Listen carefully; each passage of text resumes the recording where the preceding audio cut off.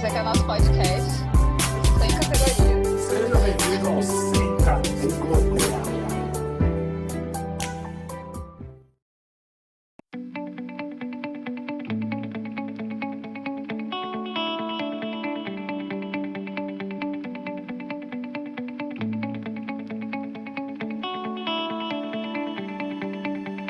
Isso nos faz olhar para o próximo ponto que a gente vai discorrer aqui, né?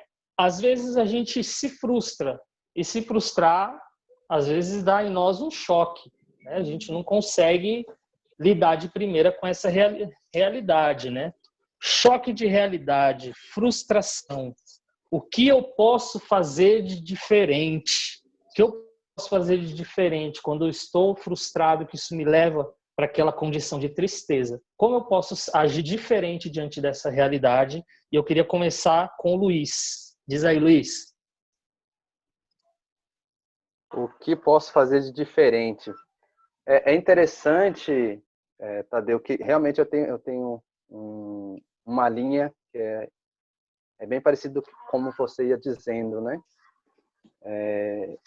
Assim, quando eu fui me enchendo, tendo a minha experiência com Deus, né? Eu também estava num término de universidade, estava estudando e fui morar numa outra cidade, né?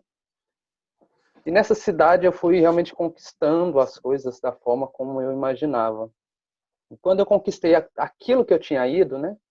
Para aquele motivo eu tinha ido para aquela cidade, para conseguir aquele trabalho e trabalhar naquilo.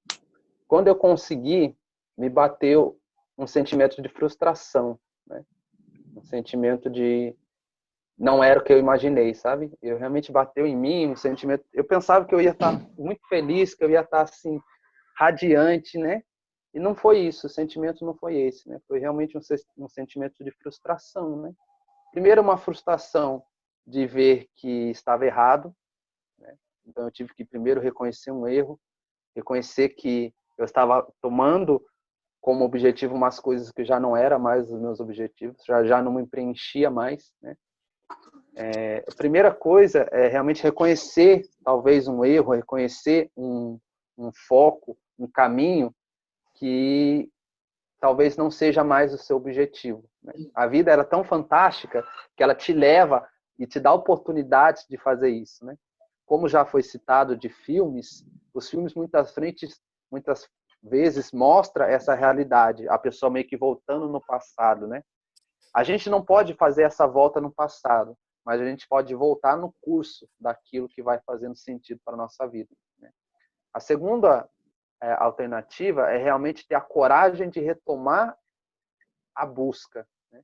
E foi o que eu fiz. Eu estava na cidade, eu já estava estruturado, estava conseguindo e projetando a minha vida, e eu me deparei com essa frustração e falei, não, eu vou recomeçar, né? Eu me lembro que eu fiquei por muito tempo em silêncio, trancado no meu apartamento, na kitnet que eu morava, né? Já estava trabalhando, já pedi aquele dia de folga e fui realmente refletir comigo e também pedir um auxílio, né? E ter uma fé ou alguém para orientar é um outro ponto, né? E a partir daí você consegue reconhecer e tomar a coragem. Isso é muito importante, é coragem de retomar, é a coragem, né? Eu saí, abandonei toda a projeção que eu tinha feito e abandonei com ela todas as minhas frustrações. Quando eu retornava para a casa dos meus pais, eu sou daqui de Aparecida, né? E eu tive uma experiência muito ímpar que eu estava vindo quando eu cheguei em São Paulo, que eu morava em Presidente Prudente, que é o oeste paulista, né? De Aparecida para Presidente Prudente é do outro lado do estado, né? Praticamente. São 700 e poucos quilômetros de distância. E quando eu cheguei em São Paulo, na capital, né, na Barra Funda, porque é de lá que vem o Oeste, o primeiro sentimento que eu tive era um sentimento de casa, né? É um sentimento e um alívio no coração que eu acho que foi o sentimento mais feliz que eu tive até hoje, né? É óbvio que até hoje eu acredito que seja o mais...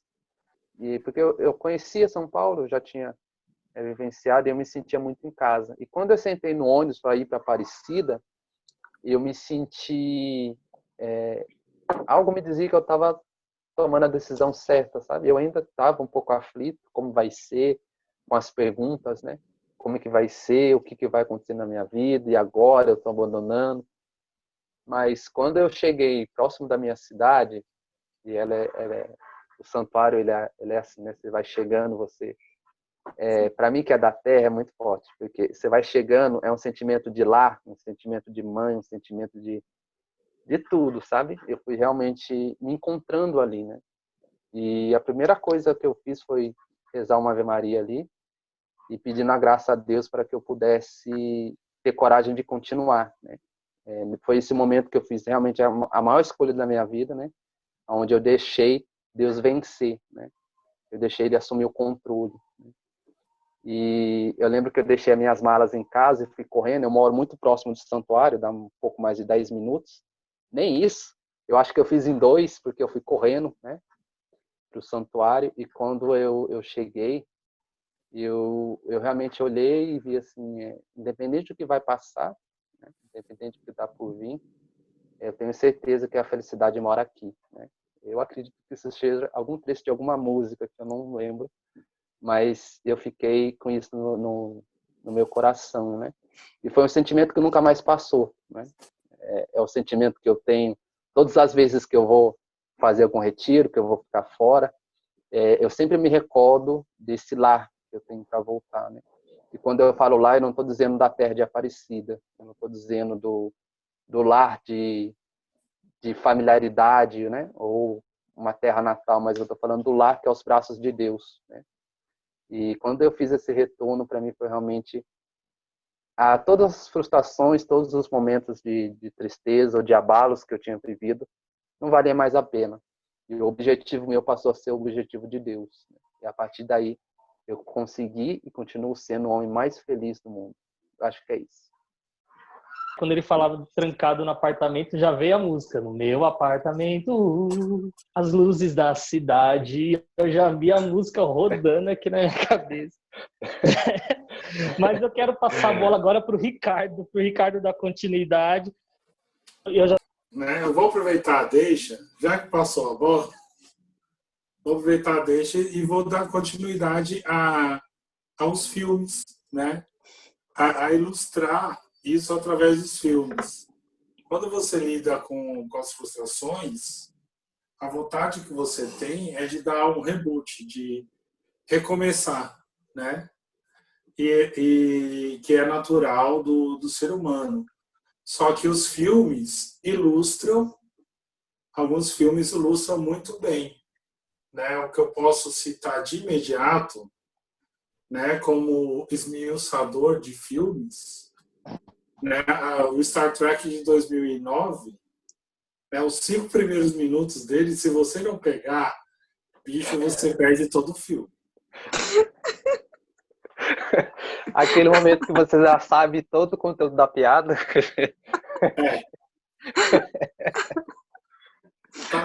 O segredo está nos 5 primeiros minutos. Por quê?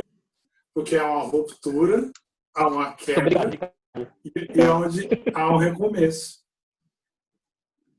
E é justamente essa decisão por recomeçar, no qual o Luiz até citou, essa decisão de você recomeçar, de trocar o olhar, muitas vezes a gente vê nos filmes, né? No Homem do Futuro, do Wagner Moura, né? Filme nacional, ele é um cientista frustrado, totalmente frustrado por algo que aconteceu no passado. Então, a meta dele era criar uma máquina para viajar no tempo. E meio que acidentalmente, num realismo fantástico, ele acaba voltando. E assim como ele, ou como para quem curte quadrinhos, a saga do Flashpoint, ele acaba fazendo um monte de meleca que acaba atrapalhando tudo de vez o futuro dele de novo. Cria-se algo novo. Né? E no qual não vou terminar o enredo do filme, porque senão vai ser spoiler demais, e vocês não vão ver o filme. Mas o que fica nesse filme, O Homem do Futuro, do Wagner Moura, assim como na saga do Flashpoint, né, que a gente verá daqui a alguns anos, se Deus quiser, nos cinemas, né, porque já está rodando, né, Flashpoint. Para quem não viu, na série do Flash tem algumas moções, né, dessa do Flashpoint, que é Muitas. onde ele tenta mudar o passado, mas acaba atrapalhando tudo de vez, acaba criando mais ainda a história dele, e compreender, né, que é preciso muitas vezes você não quebrar, mas sim olhar, ter uma nova visão daquilo que você está vivendo, uma decisão de querer mudar, uma decisão de mudar o seu caminho e uma decisão de querer verdadeiramente, lógico, no caso do Luiz, de uma forma oracional, de uma forma de mudança, de, olha, aqui não é mais para mim, vou mudar o meu caminho, né? Quantas vezes, de uma forma natural, a gente passa por isso? Né? Com situações, com amizades, com algumas coisas que ocorreram na nossa vida particular, de uma forma geral. E essa metáfora de mudar a linha do tempo é muitas vezes o nosso querer olhar, né? A gente vai encontrar, como a gente lida geralmente com jovens, com adolescentes, né? Aquela fase da vida que você leva um fora, você fica totalmente arrasado uma semana, olhando para o teto, cantando a música do Michael Jackson, Pink, né? Aquela coisa bem deprê. E na hora que você está ali meditando, até passa um dia, passa dois, todo adolescente já passou por isso. Passa um dia, passa dois, no terceiro dia você já começa a respirar, no quarto você já começa a ver algo novo. Então, a decisão, muitas vezes, de mudar o olhar é esse processo que é a chave. Né? Não só ficar frustrado e parar no momento de frustração, mas sim aproveitar esse tempo para se analisar e mudar o seu olhar. Não que aquela menina, como eu dei o exemplo do fora, né, seja boa demais para você. Talvez seja o contrário, você tenha sido bom demais para ela. Né? Seu caminhão às vezes tem sido maior e você não percebeu. Então, é essa virada de chave para se analisar e tomar uma atitude, dar passos, é aí que as coisas acontecem. Isso de uma forma real. Né? Na ficção científica, passa para você ir e voltar ao tempo, como nos Vingadores, para conseguir as joias e mudar todo o curso da história. Passa pelo Flashpoint, tentando consertar os erros que ele fez da primeira vez. Né? Nesse filme do Wagner Moura, às vezes ele tem que brigar com ele mesmo para poder, enfim, consertar as coisas. Né? É a chave. Acho que nessa hora, a análise e aquele momento BIM de você estar ali naquele momento deprê, justamente a contribuição para você virar a chave e começar a dar passos. E é isso aí. E o resto fica para o próximo capítulo. Profissa, meu irmão, profissa. Angélica. Faz a pergunta de novo, por favor. Choque de realidade. Como agir diferente diante das frustrações? Vou lá, você mais um momento Tadeu agora. Você se frustrou, Angélica. Está triste, decepcionada? Como agir diferente diante de uma Vai cantar o BIM. realidade? Não, eu não vou cantar. Momento Tadeu parte 2. Hashtag Momento Tadeu parte 2. Não vou cantar bem. Eu canto outras músicas. Mas, assim, desenvolver a habilidade de olhar a vida como uma sucessão de acontecimentos que não param neles mesmos ajuda, assim. Enquanto os meninos estavam falando, eu fui lembrando de muitas coisas tudo que não deu certo do meu projeto, né, da minha adolescência. E de como, depois que eu aprendi a enxergar o copo meio cheio ao invés de meio vazio, as coisas mudaram. Eu acho que o segredo é esse, sabe? Enxergar com bom humor as coisas, sofrer quando é necessário, e sofrer mesmo, porque a gente precisa sofrer as nossas frustrações. Se a minha terapeuta estiver assistindo, ela vai dar risada, porque, né? Mas Falar sofrer, é fácil, né? não, sofrer o que a gente precisa sofrer, e esperar um dia melhor. Sabe aquela última frase de O Vento Levou? Mas amanhã será um novo dia? É assim, você sofre, chora e tem a esperança de que vai melhorar. Então, assim, para mim, enquanto vocês iam falando, essa habilidade de desenvolver essa habilidade que eu desenvolvi de enxergar o copo sempre meio cheio e de ver à minha volta as pessoas que sempre enxergam o copo meio vazio, o quanto isso contrasta na habilidade de lidar com coisas que acontecem em comum e que dói, eu sofro, mas eu consigo enxergar além disso. E pessoas que ficam lá paradinhas, sofrendo e tudo mais. Deixa eu ver. Eu fiz algumas anotações aqui. E aí, estava falando quando vocês iam falando também, eu lembrei da esperança. E eu me lembrei de uma cena de um desenho que eu assisti quando eu era bem pequenininha, que é a verdadeira história do Papai Noel. Minha mãe comprou umas fitas VHS quando eu era pequena. E quem não sabe o que é fita VHS, você vai lá no Google pesquisar agora o que é fita VHS e como a gente assistia fita VHS, tá? Era muito legal.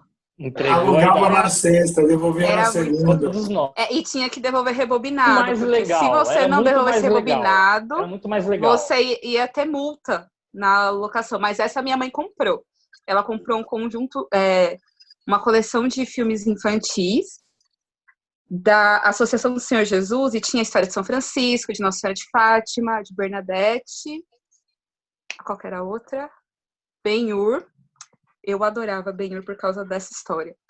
E essa que eu lembrei agora é a verdadeira história do Papai Noel, que é a história de São Nicolau, que é um bispo da igreja, na época que ainda existia perseguição do Império Romano, e ele vai preso, e aí é uma sequência de cenas que é muito interessante. Ele vai preso, ele é arrastado, a cruz dele de bispo cai no chão, e aí ele é colocado dentro da cela, e o tempo vai passando, e a gente vai vendo aquela cruz, né? Neva, aí nascem flores em volta da cruz, fica seca, neva, e vai acontecendo todo o ciclo de vários anos, até que entra o imperador, acho que é o Diocleciano, né? Eu não me lembro de história, que perdoa todos os cristãos, Constantino, agora me pegou, Constantino, e aí, um desses aí, mas ele sai, ele é libertado, e ele encontra a cruz, e ele fala, aliás, ele é libertado, e o carcereiro dá risada da cara dele e fala, vocês acabaram, não existe mais nenhum de vocês. E ele vai saindo, encontra a cruz, aí ele limpa a cruz e olha para ela e fala, mesmo que seja verdade, que eu seja o único cristão que restou, eu sempre amarei o Senhor. E a maneira como ele deu um sentido àquela espera, né? Ele não sabia se ia ser preso, se ia continuar preso, se ia morrer na cadeia, se seria solto. E aí eu fui lembrando da busca do sentido mesmo da vida, que se você não dá sentidos, e os sentidos eles têm que ter valores para que aquilo te traga algum retorno. Se você não dá o sentido para as coisas que acontecem, tanto boas quanto ruins, você não consegue passar por cima da frustração. A gente já falou alguns programas para trás aí dele, o Em Busca de Sentido, do Viktor Frankl, e que ele fala de encontrar o sentido nas piores coisas que vão acontecendo. Ele foi um prisioneiro de Auschwitz. A gente não tem ideia de como foi, mas a gente não sabe como foi, mas a gente tem ideia pelas adaptações, histórias que a gente escuta, livros de biografias e tudo mais. E sabe que não foi legal. E se você consegue desenvolver a esperança, dando um sentido àquilo que você está sofrendo lá dentro, a gente tem que ter esperança de que as coisas podem melhorar, sabe? Então eu fui pensando muito nisso, uma divagação bem sem rumo, mas que foi despertando tudo isso dentro de mim, de enxergar o copo meio cheio, sabe? É isso. Só uma coisinha, porque a Angélica citou um exemplo do copo meio cheio, meio vazio, porque isso é física, aí física lembra muito. Mas assim... Eu estudei física, tá, gente? Só pra... Não, Já é porque essa história do meio cheio, meio vazio, né? Realmente de uma teoria física, né? Que não vai ao caso, eu não vou dar aula aqui, mas é porque é interessante, tem um provérbio que fala, de Robson, o livro, né? Que conta um pouco como ele descobriu isso. Eu não vou lembrar o sobrenome, porque ele é alemão e, enfim, meu alemão não é tão bom assim. Ele conta a história assim, né? Que ele estava fazendo esse teste do copo cheio, meio vazio, né? E ele pergunta para um filósofo, né? Um filósofo, um andarilho lá, que era filósofo, né? Na verdade, ele era sofista, enfim. Ele era um filósofo, por assim dizer, né? E ele pergunta para esse cara, esse copo aqui tá meio cheio, meio vazio? Aí o cara responde, não importa, o que importa é a água que tá dentro. Enquanto a Angélica ia dizendo, eu ia me lembrando muito disso. Por quê? Porque às vezes a preocupação está ou nas metas ou nos objetivos. E o mais importante, muitas vezes, é o sentido da vida, né? É o sentido que você dá na sua vida, né? É justamente esse o ponto. Para um físico, o importante é a linha didática ou pesquisatória, por assim dizer, que ele está seguindo, né? Mas, na verdade, para um filósofo que olha, tem uma sensibilidade diferente, ele não está olhando para a pesquisa em si. E para ele não importa a pesquisa. O que importa para ele é o sentido, que é justamente essa água, é o que está dentro, né? Então, dentro dos seus conceitos, independente de qual seja, busca o sentido, busca o que está dentro, né? E quando a gente fala de sentido, as pessoas podem achar assim, é uma coisa muito difícil, né? Muito louco. Eu tive um exemplo, seguindo no meu exemplo, um filme que me chamou muita atenção e me ajudou muito a tomar essa coragem, né? Que é o Clique, do Adam Stillen, né? Adam Sandler. Comédia romântica. Adam Sandler. É uma comédia romântica que fala muito sobre essa questão do voltar, né? Muito que a gente está falando, não era como eu imaginei, né? É de uma parábola filosófica também, que é a do novelo, né? O novelo da vida. Mas eu não vou dar o spoiler do filme, não vou falar nada, apesar que ele é muito, muito novo, ele é meio que lançamento assim, então as pessoas possam pesquisar aí, porque ele foi até adiado o lançamento dele, mas ele conta a história, né, de um cara que queria realmente, acima de tudo, conseguir os seus objetivos, né, e ele só encontra o sentido da vida quando ele morre, né, e tem dando um pouco de spoiler, né, Deus dá mais uma oportunidade para ele, né, e na realidade ele descobre que não é que ele morreu, mas ele teve que se adaptar a esse novo, né?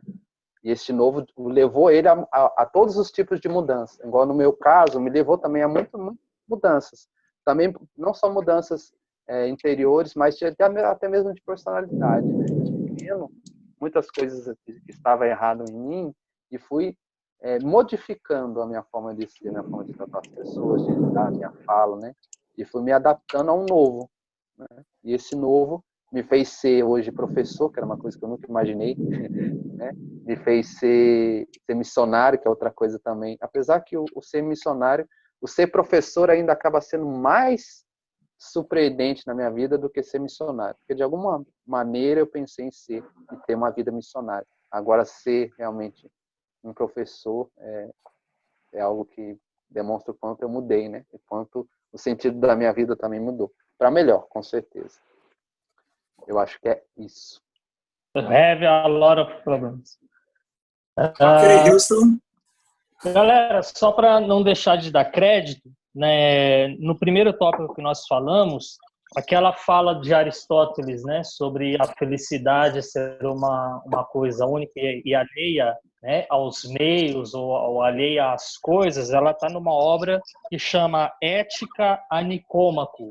Então, vamos deixar aí, para quem se interessar em saber mais sobre a visão de Aristóteles de felicidade, nessa obra você vai achar mais, certo? E aí não vai ter jeito, vai ter que ter um momento Tadeu agora para falar desse segundo tópico, de como lidar com as frustrações, porque é engraçado, né? O lado músico, ele veio, né? E como eu já ouvi aqui nesse mesmo podcast, sabiamente falando, é muito interessante como cada mente vai para um lugar, né? Cada um pensa uma coisa diferente, né? E teve uma fase dos Raimundos que o vocalista dos Raimundos saiu e o guitarrista assumiu a voz, e a primeira música de trabalho deles tem um refrão que é muito engraçado, né? Era típico deles fazer músicas engraçadas, mas esse refrão ele encaixa justamente nesse tema que a gente traz, né? De como agir diferente diante das frustrações. O refrão diz assim, né? É quase como uma rima assim, bem com a cara nordestina que os Raimundos gostavam de fazer, né? Diz assim: só que em pingo d'água ninguém nunca deu um nó. Surdo é cego dos ouvidos, já dizia minha avó. Se algo deu errado, não é tão ruim assim. Se ainda não deu certo, é porque não chegou o fim, né? E eu acho que vem justamente disso, né? Das paralisias que a frustração nos traz, né? Mas ela vai totalmente contra, né? Uma coisa que Santo Agostinho vai dizer que tem em nós, que é a liberdade interior, né? A liberdade interior que é relacionada ao próprio eu e não mais vinculada àquilo que está fora, né? Então, as coisas que não deram certo fora, não podem impedir que eu seja feliz dentro, né? Se algo deu errado, não é tão ruim assim, né? Se ainda não deu certo, é porque não chegou ao fim. Ou seja, uma frustração, uma decepção, ela não pode determinar a continuidade da minha vida, né? Existe também, a gente vai encontrar isso na obra Confissões de Santo Agostinho, uma coisa que a filosofia chama de voluntarismo, né? Que ela parte diretamente da liberdade interior, né? Eu sou livre para determinar a minha vida não a partir de fora, mas a partir de dentro, e voluntariamente eu escolho sair daquela situação de tristeza ou de frustração, buscando um novo recomeço. Então, eu acho que o que fica muito forte para mim de como agir diferente, e é um exercício, é fazer o exercício da liberdade interior, de decidir que o externo não me define, né? E como se chega, então, nessa tal liberdade interior? É o autoconhecimento. O autoconhecimento de conhecer os seus limites, as suas fraquezas, né? O que te inclina a paralisar e trabalhar, né, de uma maneira concreta e objetiva essas coisas, né? O autoconhecimento, essa autopercepção de olhar para a própria vida e ver, poxa, quando acontece uma coisa assim, eu paraliso, né? Quando tal situação acontece, eu não consigo dar passo, né? Onde justamente a gente precisa trabalhar a questão da liberdade interior para não ser escravo do externo, né? E começar a ter respostas a partir do interno. E eu acho que aí entra uma recomendação muito interessante, né? De um modo geral, não é feio, não é humilhante e ao contrário, né? Busquem terapia. Busquem uma terapia para te ajudar a se conhecer, né? Porque muitas vezes você está lá paralisado em uma situação da sua vida porque você não sabe, né, aonde aquilo exatamente está te atingindo e de que forma está te impedindo. Mas a ajuda de um terapeuta vai fazer você ter um olhar interior sobre a sua vida, vai te ajudar a perceber que aquilo que é fora, né, tem lá o seu peso, mas a resposta ela sai a partir de dentro, né? Santo Agostinho vai falar uma coisa muito parecida, né? A partir do voluntarismo, e o autoconhecimento ajuda a gente a fortalecer como um músculo o voluntarismo, onde acesso à minha liberdade interior, busco voluntariamente olhar com coragem, com decisão, né, para aquela situação e voluntariamente dizer que isso aconteceu, deixou suas marcas, né, teve o seu reflexo na minha vida, mas voluntariamente eu faço uso da minha liberdade de não ficar nessa situação e saio dela para uma coisa nova, né? Então eu acho muito interessante como de alguma forma, isso contrapõe o que alguns filósofos chamam de determinismo, né? Quase que dizer que as coisas já estão pré-determinadas. Ou seja, né, quando a gente olha para o fio elétrico no calor, ele está curvado porque ele dilatou a borracha e ele está encurvado. Então, a borracha dilatou porque ela está determinada a fazer isso, e isso define as coisas, como se a situação fosse o fim último e o resultado quase que natural. E quando o natural não. O natural é que existe uma tensão natural do fio, que por vezes ela pode estar curva porque o calor dilatou, ou pode estar contraída porque o frio contraiu. E assim também é a nossa vida. Às vezes as situações nos dilatam, às vezes as situações nos contraem. Existe em cada um de nós uma linha natural onde a gente deve permanecer, né? O voluntarismo ele contradiz o determinismo, porque pode fazer com que a gente pense que todo mal que acontece na nossa vida já está pré-determinado e a gente deve permanecer nele, né? E como a gente